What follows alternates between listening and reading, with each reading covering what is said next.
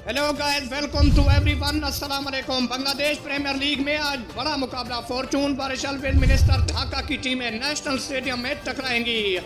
आज का ये मुकाबला अगर आप लाइव देखना चाहते हैं तो आपने बिल्कुल सही वीडियो का इंतखाब किया है। हम आपको ये मुकाबला लाइव दिखाएंगे, बट उससे पहले आपको सिर्फ 2 छोटे से स्टेप फॉलो करने होंगे। सबसे पहले आपने हमारी वीडियो को लाइक करना है। हमारी वीडियो को लाइक करके चैनल को सब्सक्राइब कर दें और साथ ही खड़े बेल आइकन के बटन को इनेबल कर दें ताकि हर आने वाला नोटिफिकेशन आपको मिलता रहे। तो आपका कीमती वक्त ज़ाया किए बगैर चलते हैं वीडियो की तरफ और आपको बताते हैं कि बांग्लादेश प्रीमियर लीग में आज फॉर्चून बारिशल मिनिस्टर ढाका की टीमें शेर बांग्ला नेशनल स्टेडियम में टकराएंगी। आज का ये मुकाबला कौन सी टीम विन करेगी, फॉर्चून बारिशल या फिर मिनिस्टर ढाका, हमें कमेंट सेक्शन में ज़रूर आगाह कीजिएगा। मिलते हैं नेक्स्ट वीडियो में, तब तक के लिए अल्लाह निगहबान।